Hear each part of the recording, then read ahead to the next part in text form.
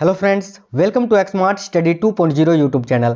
साथियों, आज Delhi police constable का पहला दिन का पेपर था। पहले शिफ्ट का पेपर छूट चुका है और आज इस क्लास में पहले शिफ्ट में जो क्वेश्चन पूछे गए हैं जीके, जीएस, मैथ, रीजनिंग और कंप्यूटर के, वो सारे क्वेश्चन आंसर को आपको बताएंगे। तो साथियों, जो आज पेपर देकर आए हैं वो तो मिला लीजिए, और जिनका पेपर अभी आने वाले दिनों में है वो तो साथियों जरूर देखना, क्योंकि बहुत सारे क्वेश्चन रिपीट होने वाले हैं। इससे आपको ये अंदाजा लग जाएगा कि आपको कहां से पढ़ना है, क्या पढ़ना है, क्या पेपर में आ रहा है। तो चलिए शुरू करते हैं। उससे पहले साथियों, सभी लोग क्लास को एक लाइक कर देना, और क्लास अगर पसंद आए तो अपने सभी दोस्तों तक जरूर शेयर करना।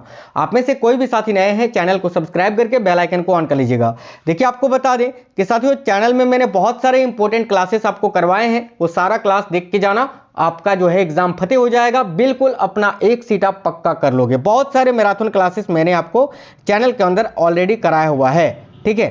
तो चलिए फिर देखते हैं क्वेश्चंस। तो सभी लोग क्लास को लाइक जरूर कर देना। देखिए, पहला क्वेश्चन जो है, उपाधियों का अंत संविधान के किस अनुच्छेद में है। तो साथियों ध्यान से देखिए, क्वेश्चन आपसे पूछा गया था कि उपाधियों का अंत संविधान के किस अनुच्छेद में वर्णित है।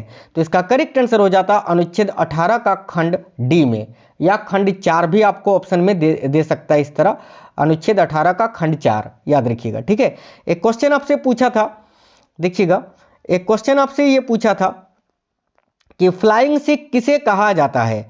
तो साथियों देखिएगा, फ्लाइंग सिख किसे कहा जाता है, तो करेक्ट आंसर हो जाता मिल्खा सिंह को। मिल्खा सिंह को फ्लाइंग सिख के नाम से जाना जाता है। एक क्वेश्चन पूछा था, कांग्रेस की प्रथम विदेशी महिला अध्यक्ष कौन बनी थी। तो देखिए, कांग्रेस की प्रथम महिला अध्यक्ष या विदेशी महिला अध्यक्ष कौन थी, ऐसा अगर पूछा था तो एनी बेसेंट इसका करेक्ट आंसर हो जाता, जो कि 1917 के कोलकाता अधिवेशन में इन्होंने अध्यक्षता की थी। और अगर भारतीय पूछे कि कांग्रेस की प्रथम भारतीय महिला अध्यक्ष कौन थी, तो फिर आपका राइट आंसर सरोजिनी नायडू हो जाएगा। एक क्वेश्चन था, रॉलेट एक्ट भारत कब आया था। तो देखिए, रॉलेट एक्ट जो है, जिसको बिना अपील बिना दलील का कानून कहा जाता था, इसमें साथियों होता यह था कि किसी को भी बिना मुकदमा चलाए उसको जेल में डाल दिया जाता था। और देखिए, ये जो है 1919 में पारित हुआ था, तो 1919 आपका करेक्ट आंसर हो जाता। एक क्वेश्चन था कि प्लेइंग टू विन किसकी पुस्तक है। तो देखिए, प्लेइंग टू विन ये किसकी पुस्तक है, तो इसका राइट आंसर हो जाता साइना नेहवाल की। साइना नेहवाल आपका राइट आंसर हो जाता। आगे आपसे एक क्वेश्चन पूछा था कि मुक्केबाजी चैंपियनशिप 2023 कहां पर आयोजित हुई। तो ध्यान से देखिए, मुक्केबाजी चैंपियनशिप 2023 ये कहां पर आयोजित हुई थी। तो राइट आंसर हो जाता साथियों नई दिल्ली में। 2023 में ये मुक्केबाजी चैंपियनशिप जो है ये नई दिल्ली में आयोजित हुई थी। एक क्वेश्चन आपसे पूछा था, इनमें से किसका संबंध है तबला से, यानी इनमें से कौन एक प्रसिद्ध तबला वादक है। ऑप्शन कई सारे थे, उसमें से एक ऑप्शन आपका किशन महाराज दिया हुआ था। 4 ऑप्शन में से एक ऑप्शन आपका किशन महाराज था, जो कि राइट आंसर हो जाता, क्योंकि साथियों किशन महाराज का संबंध तबला वादन से है, तो किशन महाराज इसका राइट आंसर हो जाता। एक क्वेश्चन आपसे पूछा था, NH10 किस जगह से शुरू होती है। तो देखिए, राष्ट्रीय राजमार्ग संख्या 10 जो है, नेशनल हाईवे 10, ये कहां से शुरू होती है, स्टार्टिंग पॉइंट आपसे पूछा था, तो इसका करेक्ट आंसर हो जाता दिल्ली। एक क्वेश्चन था, 86वें संविधान संशोधन किस वर्ष के आयु के बच्चों तक के लिए था। ठीक है, तो देखिए, 86वां संविधान संशोधन अधिनियम जो है वो कितने से कितने वर्ष तक के आयु के बच्चों के लिए था। तो इसका करेक्ट आंसर हो जाता 6 से 14 वर्ष के। ठीक है, इसमें यह बताया गया है कि 6 से 14 वर्ष के बच्चे जो है उनके लिए शिक्षा जो है बिल्कुल अनिवार्य है। ठीक है, तो इसको 86वें संविधान संशोधन के द्वारा बताया गया है। एक क्वेश्चन पूछा था कि चौथा खेलो इंडिया यूथ गेम्स कहां पर आयोजित हुआ। तो साथियों देखिए, चौथा खेलो इंडिया यूथ गेम्स जो है ये कहां पर आयोजित हुआ था। तो इसका करेक्ट आंसर आपका हो जाता MP में, यानी मध्य प्रदेश में। एक क्वेश्चन पूछा था, इनमें से कौन सी एक अक्रिय गैस नहीं है। तो साथियों, अक्रिय गैस कई सारे होते हैं, ऑप्शन भी आपको दिए हुए थे। ठीक है, जैसे कि ऑर्गन, नियॉन, इसके अलावा जल वाष्प, ठीक है, CFC। तो देखिए, ये जो है ना, आपसे पूछा था इनमें से कौन सा एक अक्रिय गैस नहीं है, तो ऑप्शन में नाइट्रोजन दिया हुआ था, और ये आपका राइट आंसर हो जाता, क्योंकि साथियों नाइट्रोजन तो अक्रिय गैस नहीं है। एक क्वेश्चन था कि रविंद्रनाथ टैगोर ने नाइटहुड की उपाधि कब लौटा दी थी।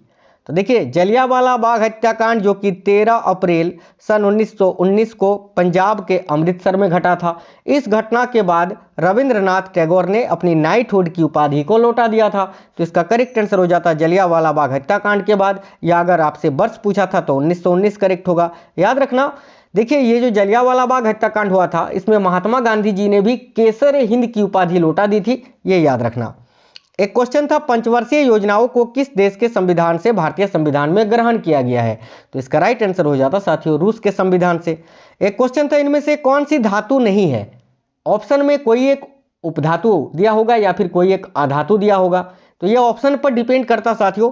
ठीक है, ये ऑप्शन मुझे मिल नहीं पाया है, तो ये ऑप्शन पर डिपेंड करता। एक क्वेश्चन पूछा था, मगध का प्रथम शासक कौन था? तो देखिए मगध का प्रथम शासक कौन था? तो बिंबिसार करेक्ट आंसर हो जाता, और अगर राजवंश पूछा था तो हर्यक वंश हो जाता। ठीक है, चलिए आगे देखते हैं। एक क्वेश्चन आपसे पूछा था, 42वें संविधान संशोधन में कौन सा शब्द जोड़ा गया? तो देखिए 42वां संविधान संशोधन अधिनियम जो 1976 में पारित हुआ था, इस संशोधन के तहत भारतीय संविधान में 3 नए शब्द जोड़े गए थे। एक समाजवादी, दूसरा धर्मनिरपेक्ष और तीसरा अखंडता। तो तीनों में से कोई एक आपको दिया हुआ होगा जो कि करेक्ट आंसर हो जाता। एक क्वेश्चन था, विधानमंडल में संयुक्त अधिवेशन बुलाने की शक्ति किसके पास होती है? अब देखिए केंद्र में क्या होता है कि जब लोकसभा और राज्यसभा का कोई भी विवाद होता है, किसी भी एक बिल को पारित करना होता है, दोनों सदन सहमत ना होता है, तो भारत के जो राष्ट्रपति होते हैं वो दोनों सदनों का एक संयुक्त अधिवेशन बुलाते हैं, जिसका प्रावधान जो है आपका संविधान के अनुच्छेद 108 में किया गया है। ठीक है, लेकिन यहां पर आपसे पूछा है विधानमंडल में यानी राज्य में विधानमंडल में संयुक्त अधिवेशन बुलाने की शक्ति किसके पास होती है? तो ये राज्यपाल के पास होती है, तो इसका करेक्ट आंसर हो जाता राज्यपाल। देखिए क्वेश्चन पूछा था, सिद्धि धमाल नृत्य कहाँ का है? तो देखिए सिद्धि धमाल नृत्य कहाँ का है यह आपसे पूछा था, तो साथियों सिंपल क्वेश्चन था, इसका करेक्ट आंसर हो जाता गुजरात राज्य से, है ना। सिद्धि धमाल नृत्य कहाँ का है? तो गुजरात का। एक क्वेश्चन था, साहित्य नाटक अकादमी पुरस्कार 2021 में किसको मिला? तो देखिए साहित्य नाटक अकादमी पुरस्कार 2021 में किसको मिला था? तो राइट आंसर हो जाता साथियों पद्म सुब्रमण्यम जी को। तो पद्म सुब्रमण्यम इस क्वेश्चन का करेक्ट आंसर आपका हो जाता, पद्म सुब्रमण्यम। आगे देखिए क्वेश्चन था, ताज महोत्सव भारत के किस राज्य में मनाया जाता है? ऑप्शन दिए हुए थे 4 आपको, उसमें से एक ऑप्शन आपको उत्तर प्रदेश दिया हुआ था, जो कि करेक्ट आंसर हो जाता, क्योंकि ताज महोत्सव साथियों ये किस राज्य में? तो उत्तर प्रदेश राज्य में मनाया जाता है। एक क्वेश्चन था, सर्वाधिक साक्षरता राज्य इनमें से कौन सी है? और ये जो है सिंगल ऑप्शन नहीं था आपका, जोड़ा में दिया हुआ था। जिस तरह एक ऑप्शन था आपका केरल और लक्षद्वीप, तो ये करेक्ट हो जाता, क्योंकि सर्वाधिक साक्षरता राज्य जो है 2 है, केरल सबसे आगे, उसके बाद लक्षद्वीप है, तो ये आपका राइट आंसर हो जाता। देखिए विशाल स्नानागार से एक क्वेश्चन पूछा था साथियों, ये देखिए आपसे ये नहीं पूछा था कि विशाल स्नानागार कहाँ पर स्थित है, तो फिर आपका मोहनजोदड़ो करेक्ट आंसर हो जाता। आपसे ये पूछा था कि ये क्या है, तो देखिए विशाल स्नानागार क्या है साथियों? तो ये एक गर्त है ना, क्योंकि ये नहाने का जगह था, तो ये गर्त आप इसको बोल सकते हो। ऑप्शन में ये ऑप्शन पर डिपेंड करता है, इसका भी मुझे ऑप्शन सही से मिल नहीं पाया है, तो इसका ऑप्शन अगर आपको याद है तो कमेंट बॉक्स में कमेंट कर दीजिएगा। देखिए क्वेश्चन पूछा था कि फॉरवर्ड ब्लॉक है ना, फॉरवर्ड ब्लॉक की स्थापना सुभाष चंद्र बोस ने कब की थी? तो साथियों देखिए फॉरवर्ड ब्लॉक की स्थापना सुभाष चंद्र बोस जी ने कांग्रेस से त्यागपत्र देने के बाद 1939 में की थी। ठीक है, तो 1939 इस क्वेश्चन के लिए आपका करेक्ट आंसर हो जाता। एक क्वेश्चन था, इनमें से कौन सितार वादक है? अब ये भी ऑप्शन मुझे नहीं मिल पाया है, तो ये सिंपल क्वेश्चन था, आप लोग आसानी से कर सकते थे, ऑप्शन को देख के छांट सकते थे कि इनमें से कौन एक सितार वादक है। एक क्वेश्चन था, 2021 के ओलंपिक में पहला मेडल किस भारतीय ने जीता था? अब देखिए टोक्यो ओलंपिक जो हुआ था 2020 वाला, जिसका आयोजन 2021 में हुआ था, ठीक है, तो इसमें सबसे पहला मेडल किस भारतीय ने जीता था? तो राइट आंसर हो जाता मीराबाई चानू, है ना, क्योंकि मीराबाई चानू ने ही वेट लिफ्टिंग के लिए वेट लिफ्टिंग में अपना पहला पदक जीता था, तो मीराबाई चानू यहाँ आपका करेक्ट आंसर हो जाता। एक क्वेश्चन था, रेहला पुस्तक किस भाषा में लिखी गई थी? तो देखिए रेहला पुस्तक जो है ये साथियों किस भाषा में लिखी गई थी? तो इसका करेक्ट आंसर हो जाता अरबी भाषा में। ठीक है, अरबी भाषा करेक्ट हो जाता। एक क्वेश्चन था, इनमें से कौन सा कर्नाटका का एक मंदिर नहीं है? अब इसका भी ऑप्शन नहीं मिल पाया है। अब कई है, देखिए कर्नाटका में बहुत सारे मंदिर हैं, ठीक है, वो मंदिरों का नाम दिया होगा, एक कोई अदर स्टेट के मंदिर का नाम आपको दे दिया होगा, वही आपका करेक्ट आंसर हो जाता। एक क्वेश्चन था, काम का अधिकार जो कि राज्य के नीति निर्देशक तत्वों के अंतर्गत आता है, ये साथियों किस अनुच्छेद में है? तो देखिए अगर राज्य के नीति निर्देशक तत्वों की बात करें तो ये आयरलैंड के संविधान से लिया गया है, जिसका प्रावधान भारतीय संविधान के 36 से 51 में बताया गया है। ठीक है, और काम का जो अधिकार है ये साथियों अनुच्छेद 41 में बताया गया है, तो इसका करेक्ट आंसर हो जाता आर्टिकल 41। एक क्वेश्चन था पीएम गरीब कल्याण योजना की राशि कितनी थी। तो देखिए प्रधानमंत्री गरीब कल्याण योजना की राशि कितनी थी, तो 500 रुपये प्रति व्यक्ति। तो 500 रुपये यहाँ आपका करेक्ट आंसर हो जाता। एक क्वेश्चन पूछा था वैश्वीकरण के समय देश के प्रधानमंत्री कौन थे। तो देखिए वैश्वीकरण के समय भारत के प्रधानमंत्री कौन थे, तो साथियों इसका राइट आंसर हो जाता पीवी नरसिम्हा राव। ठीक है, आगे आपसे क्वेश्चन कंप्यूटर का था। देखिए कंप्यूटर की बात करें तो 10 क्वेश्चन पूछा गया है, जिसमें से 7 क्वेश्चन आपका लगभग एमएस वर्ड और एक्सेल से ही पूछा गया है, और बाकी 3 क्वेश्चन एक ईमेल से, एक प्रोटोकॉल से पूछा गया है। ठीक है, इसी तरह से टोटल 10 क्वेश्चन आपका पूछा गया है। एक क्वेश्चन था बैक स्पेस बटन का क्या कार्य होता है। तो देखिए बैक स्पेस बटन का क्या कार्य होता है, कोई भी त्रुटि को सुधारने के लिए। मान लेते हैं आप कोई भी कीबोर्ड में टाइप कर रहे हैं और कोई एक वर्ड आपका गलत हो जाता है, ठीक है, एक कोई लेटर, तो उसको आप मिटाने के लिए जो है बैक स्पेस बटन का प्रयोग करते हैं। तो करेक्ट हो जाएगा बाई ओर के एक अक्षर को हटाने के लिए।